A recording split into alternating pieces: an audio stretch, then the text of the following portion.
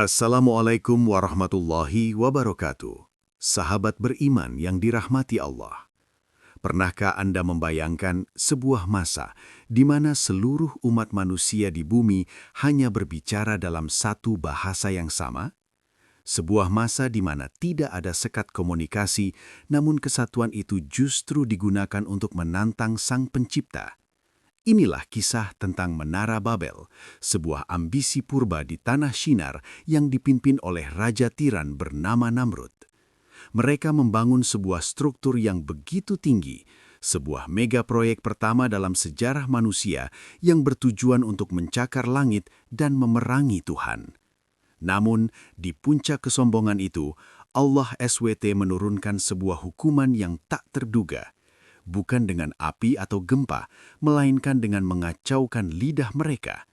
Dalam sekejap, ribuan pekerja yang tadinya seirama tiba-tiba saling tidak mengerti, menciptakan kekacauan bahasa yang menjadi cikal bakal ribuan bahasa yang kita kenal saat ini. Bagaimana teknologi pembakaran batu bata pertama ditemukan demi menara ini? Dan benarkah puing-puingnya masih menyimpan misteri tentang ambisi manusia yang tak pernah usai? Sebelum kita menyelami narasi agung ini dalam 10 bab yang sangat mendalam, pastikan Anda sudah menekan tombol subscribe dan menyalakan lonceng notifikasinya.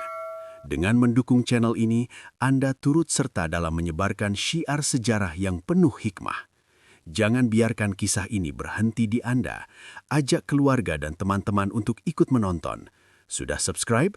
Mari kita mulai perjalanan menuju masa di mana satu bahasa menjadi ribuan dan satu menara menjadi peringatan abadi bagi dunia. Setelah banjir besar zaman Nabi Nuh AS berlalu dan bumi kembali dihuni, keturunan manusia mulai berkembang biak di dataran subur Shinar, wilayah yang kini kita kenal sebagai Irak atau Mesopotamia. Di bawah kepemimpinan Namrud yang otoriter, manusia mencapai kemajuan teknologi yang belum pernah ada sebelumnya. Mereka menemukan rahasia kimia dalam tanah, membakar batu bata hingga menjadi sekeras batu dan menggunakan aspal sebagai perekat. Ini adalah revolusi industri pertama. Namun, alih-alih menggunakan ilmu ini untuk kemaslahatan, Namrud justru memiliki ambisi gila. Ia mengumpulkan seluruh manusia dan memerintahkan mereka membangun sebuah menara yang puncaknya harus menyentuh singgasana Tuhan. Bagaimana ribuan tungku pembakaran batu bata menyala siang dan malam, menciptakan asap hitam yang menyelimiti tanah Shinar. Namrud meyakinkan rakyatnya bahwa mereka tidak perlu lagi takut pada banjir susulan jika mereka memiliki tempat perlindungan yang setinggi langit. Ketakutan akan trauma masa lalu dipadukan dengan kesombongan teknologi baru, melahirkan proyek paling ambisius dalam sejarah. Manusia saat itu merasa sudah menjadi Tuhan bagi dirinya sendiri. Kesatuan bahasa mereka menjadi alat koordinasi yang sempurna. Namun kesatuan itu pula lah yang membuat mereka merasa tidak lagi membutuhkan bimbingan langit. Mereka melupakan bahwa setiap jengkal tanah dan setiap nafas yang mereka gunakan adalah pemberiannya yang bisa dicabut kapan saja. Menara Babel bukan sekedar tumpukan batu.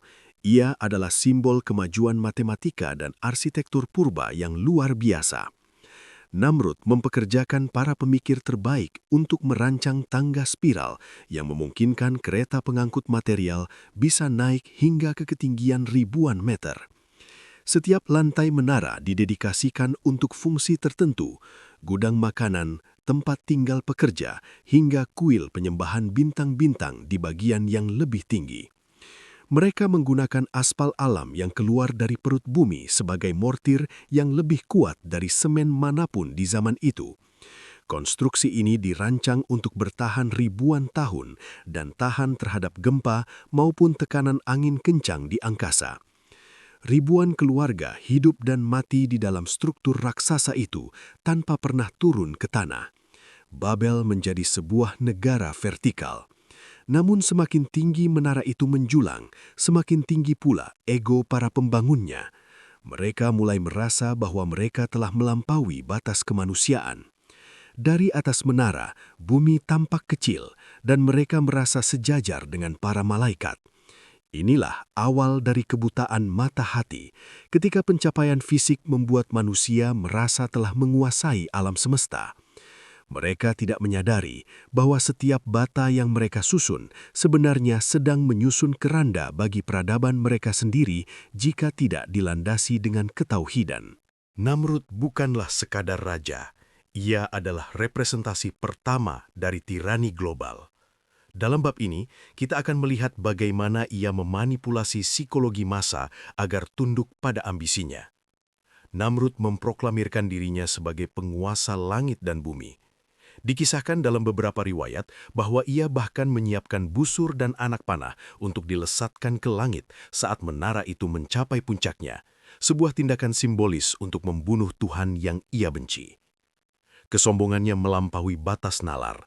Ia memerintahkan setiap bayi yang lahir harus bersumpah setia kepada menara, menjadikannya sebuah agama baru di mana beton dan batu adalah Tuhannya. Namun di tengah kemegahan itu, Allah SWT tidak membiarkan kesombongan ini tanpa peringatan. Meskipun para nabi telah mengingatkan bahwa kemuliaan hanya milik Allah, Namrud justru semakin menantang. Ia merasa kekuatan militernya dan tembok tebal Babel adalah perlindungan yang tak tertembus. Bab ini akan menggambarkan ketegangan spiritual di tanah Shinar, di mana para pengikut kebenaran yang sedikit jumlahnya harus bersembunyi dari kekejaman tentara Namrud. Suasana kota menjadi sangat tertekan. Meskipun secara fisik megah, jiwa-jiwa di dalamnya kosong dan penuh ketakutan. Mereka membangun ke atas karena mereka telah kehilangan arah di dalam hati mereka sendiri. Sebelum hukuman dijatuhkan, dunia berada dalam keadaan harmoni komunikasi yang luar biasa. Semua manusia menggunakan satu bahasa, yang menurut beberapa tradisi adalah bahasa Suryani atau bahasa asal yang sangat murni. Bab ini akan mengeksplorasi keindahan satu bahasa tersebut, bagaimana puisi, ilmu pengetahuan dan instruksi teknik bisa disampaikan dengan presisi tanpa ada kesalahpahaman. Kesatuan bahasa ini memungkinkan proyek Menara Babel berjalan dengan kecepatan yang luar biasa. Tidak ada hambatan penerjemahan. Satu perintah dari puncak menara bisa sampai ke dasar dalam sekejap melalui sistem komunikasi yang terorganisir. Namun, keharmonisan ini disalahgunakan untuk keseragaman dalam kesesatan. Namrud menggunakan satu bahasa ini untuk mendoktrin seluruh umat manusia agar memiliki pikiran yang sama, yaitu menyembah keangkuhan.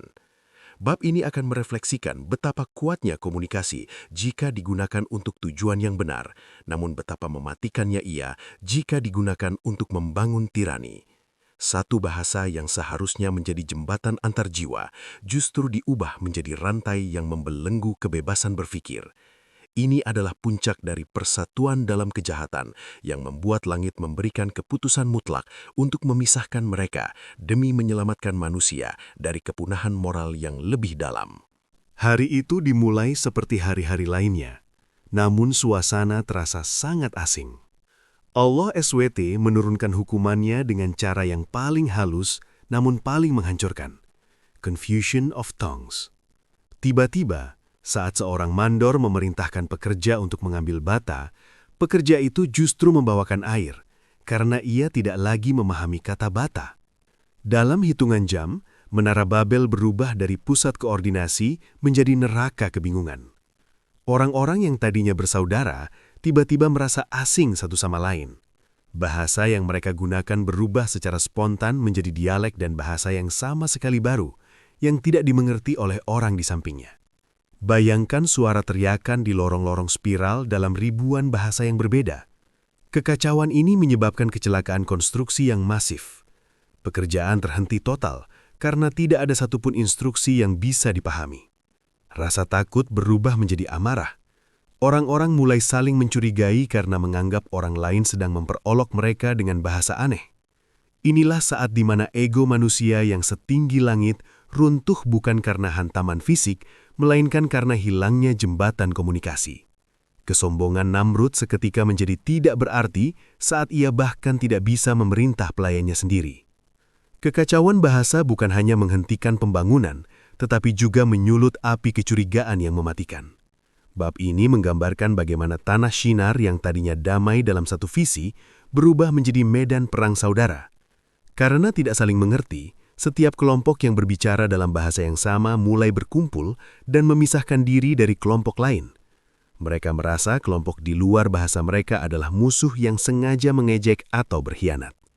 Pertumpahan darah meletus di lorong-lorong spiral menara tersebut. Namrud yang selama ini memerintah dengan kata-kata doktrin, kini kehilangan kekuasaannya. Perintahnya hanya terdengar seperti gumaman tak berarti bagi prajuritnya sendiri. Menara Babel yang seharusnya menjadi jalan menuju langit, justru menjadi saksi jatuhnya ribuan nyawa yang terlempar dari ketinggian akibat perkelahian massal. Bab ini mengeksplorasi tragedi kemanusiaan, di mana ego manusia yang tidak bisa dikomunikasikan berubah menjadi kekerasan fisik. Allah menunjukkan bahwa tanpa kesepahaman batin, kesatuan fisik hanyalah fata morgana yang rapuh. Setelah menyadari bahwa mereka tidak bisa lagi hidup berdampingan di Shinar, kelompok-kelompok bahasa ini mulai melakukan eksodus besar-besaran. Inilah titik awal dari keberagaman suku dan bangsa di dunia. Kelompok yang berbicara bahasa asal Eropa mulai bergerak ke barat. Mereka yang berbahasa asal Asia bergerak ke timur, dan mereka yang berbahasa asal Afrika bergerak ke selatan. Bab ini mendeskripsikan kepedihan perpisahan massal tersebut. Keluarga yang terpecah karena perbedaan bahasa terpaksa saling meninggalkan tanpa bisa mengucapkan kata perpisahan yang dimengerti. Tanah Shinar yang tadinya padat penduduk perlahan menjadi sunyi. Menara Babel ditinggalkan dalam keadaan setengah jadi, berdiri tegak sebagai monumen kegagalan manusia. Allah SWT sengaja memisahkan mereka agar bumi ini dipenuhi dengan keragaman, bukan keseragaman di bawah satu tiran.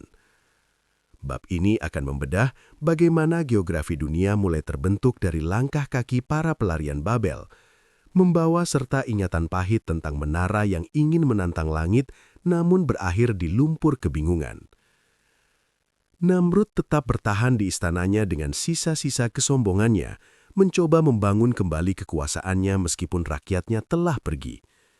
Namun Allah menghukumnya dengan cara yang paling menghinakan, bukan dengan pasukan malaikat yang perkasa, melainkan dengan seekor nyamuk kecil yang masuk ke dalam hidungnya dan bersarang di otaknya. Bab ini menggambarkan penderitaan Namrud selama bertahun-tahun.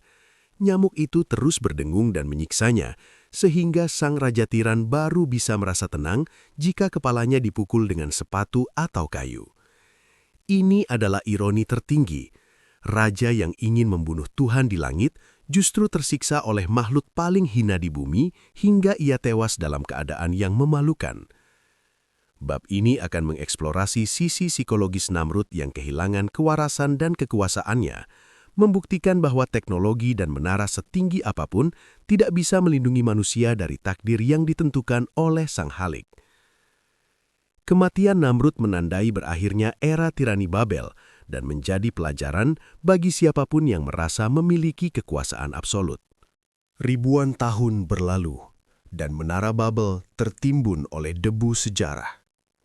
Bab ini mengajak kita ke masa modern, di mana para arkeolog mencoba menemukan lokasi asli menara tersebut di wilayah Mesopotamia, Irak. Penemuan Etemenanki, zigurat raksasa di Babel, sering dikaitkan dengan legenda ini. Kita akan membedah bukti-bukti fisik berupa batu bata yang bertuliskan nama-nama penguasa kuno dan bagaimana struktur pondasi raksasa tersebut membuktikan bahwa manusia purba memang memiliki kemampuan rekayasa yang luar biasa. Penemuan-penemuan prasasti yang menceritakan tentang kebingungan bahasa membuktikan bahwa kisah Babel bukan sekedar mitos, melainkan ingatan kolektif manusia tentang sebuah peristiwa besar yang nyata. Kita akan melihat bagaimana sisa-sisa aspal dan batu bata yang terbakar masih bisa ditemukan, menjadi saksi bisu atas ambisi manusia yang terkubur di bawah padang pasir yang gersang. Dengan internet dan kecerdasan buatan, AI, manusia kembali memiliki satu bahasa universal, kode dan data. Kita kembali mencoba melampaui batas-batas kemanusiaan dengan teknologi yang semakin canggih. Namun, apakah kita sudah belajar dari sejarah? Bab ini akan membahas tentang bahaya kesombongan teknologi yang mengabaikan nilai-nilai ketuhanan. Meskipun kita kini memiliki alat penerjemah instan yang bisa menyatukan bahasa, apakah batin manusia benar-benar sudah saling mengerti? Ataukah kita kembali menuju jurang perpecahan karena ego yang semakin tinggi? Babel adalah peringatan abadi bahwa kemajuan tanpa syukur dan ketauhidan hanya akan berakhir pada kekacauan. Menara sejati yang harus kita bangun bukanlah menara fisik yang mencakar langit, melainkan menara keimanan dan kemanusiaan yang berlandaskan ridho Allah SWT. Meskipun menara Babel mulai terbengkalai pasca kekacauan bahasa, pengaruh kekuasaan Namrud tidak hilang begitu saja. Di tengah sisa-sisa peradaban yang sombong itu, lahirlah seorang pemuda bernama Ibrahim AS. Bab ini mengisahkan kontras tajam antara Ibrahim yang mencari Tuhan melalui pengamatan alam, bintang, bulan, dan matahari, dengan penduduk Babel yang membangun menara fisik untuk mencari Tuhan. Ibrahim adalah antitesis dari ideologi Babel yang menyembah benda-benda langit di puncak zigurat mereka. Bab ini akan mendeskripsikan momen dramatis ketika Ibrahim menghancurkan berhala-berhala kecil di kuil Babel, namun menyisakan yang terbesar, sebuah tindakan yang menghina seluruh hierarki Tuhan-Tuhan buatan Namrud. Dialog antara Ibrahim dan Namrud adalah pertempuran intelektual terbesar dalam sejarah. Namrud yang merasa bisa menghidupkan dan mematikan, berhadapan dengan Ibrahim yang menyatakan bahwa Allah lah yang menerbitkan matahari dari timur. Ini adalah akhir dari legitimasi spiritual Babel. Menara itu mungkin masih berdiri, namun fondasi kebohongannya telah hancur oleh logika keimanan Ibrahim. Setelah kematian Namrud dan perginya bangsa-bangsa, Shinar atau Babel menjadi wilayah yang terkutuk dalam ingatan banyak bangsa. Bab ini akan menggambarkan atmosfer kota Babel yang berubah dari pusat dunia menjadi kota hantu yang mencekam. Angin gurun bertiup melalui jendela-jendela menara yang tak pernah selesai, menciptakan suara melolong yang terdengar seperti ribuan bahasa yang beradu. Para musafir kuno menghindari tempat ini, menyebutnya sebagai tempat di mana suara manusia telah dicuri oleh langit. Secara spiritual, bab ini membahas tentang konsep Ardul Maghdub atau tanah yang dimurkai. Allah tidak menghancurkan menara itu dengan sekali pukul, melainkan membiarkannya melapuk dimakan waktu sebagai tanda bagi orang yang berpikir. Kita akan melihat bagaimana struktur raksasa itu perlahan-lahan runtuh, bata demi bata jatuh kembali ke bumi, seolah alam semesta menolak berkeberadaan bangunan yang dibangun atas dasar kebencian kepada Sang Pencipta. Kesunyian Babel menjadi nasihat yang lebih keras daripada teriakan ribuan pekerja buruh, bahwa peradaban tanpa Tuhan hanya akan berakhir menjadi tumpukan debu yang tak bernama. Babel bukan hanya tentang menara dan bahasa. Ia juga dikenal dalam Al-Quran sebagai pusat di mana sihir mulai diajarkan sebagai ujian bagi manusia melalui dua malaikat, Harut dan Marut. Bab ini mengupas sisi gelap Babel sebagai kota okultisme. Setelah manusia terpencar, sebagian yang menetap di sana mulai mencari kekuatan gaib untuk menggantikan kekuasaan fisik Namrud yang telah hilang. Mereka menggunakan ilmu-ilmu hitam untuk memisahkan suami dari istrinya dan memanipulasi alam. Ini adalah bentuk kesombongan baru. Jika dulu mereka menantang Allah dengan batu, kini mereka menantangnya dengan mencoba menguasai rahasia langit melalui jalan yang dilarang. Bab ini akan mendeskripsikan bagaimana Babel menjadi pusat penyebaran sihir ke seluruh dunia kuno, dari Mesir hingga Yunani. Kita akan belajar bahwa akar dari segala sihir adalah keinginan manusia untuk menjadi Tuhan kecil yang bisa mengatur takdir tanpa tunduk pada aturan Allah. Harut dan Marut hadir sebagai fitnah, ujian untuk membuktikan siapa yang tetap beriman dan siapa yang menjual jiwanya demi kekuatan semu yang akan menghancurkan mereka di akhirat. Dalam tradisi Islam, Babel sering digunakan sebagai metafora bagi setiap sistem dunia yang mencoba menyatukan manusia dalam kemaksiatan. Kita akan membahas hadis-hadis yang menyebutkan tentang tanah Irak dan fitnah-fitnah yang akan muncul dari sana. Babel dalam narasi spiritual adalah simbol duniawi yang tanpa jiwa. Di era modern, konsep menara Babel muncul kembali dalam bentuk globalisasi paksa dan standarisasi budaya yang mengabaikan fitrah manusia. Kita akan melihat bagaimana kota-kota besar masa kini dengan gedung-gedung pencakar langitnya yang dingin seringkali meniru estetika Babel. Tinggi, megah, namun hampa akan komunikasi batin yang tulus. Bab ini akan menutup narasi dengan sebuah renungan. Apakah kita sedang membangun menara di dalam hati kita untuk menutupi kelemahan iman kita? Pesan utama dari seluruh seri ini adalah bahwa persatuan bahasa dan teknologi hanya akan menjadi berkah jika digunakan untuk bertasbih kepada Allah dan akan menjadi kutukan jika digunakan untuk menyombongkan diri. Sahabat beriman, melalui 14 bab perjalanan ini, kita telah menyaksikan bagaimana sebuah ambisi besar manusia runtuh menjadi ribuan bahasa dan ribuan tahun kesunyian. Menara Babel mengajarkan kita bahwa setinggi apapun kita membangun di bumi, kita tetaplah makhluk yang berpijak di atas tanahnya.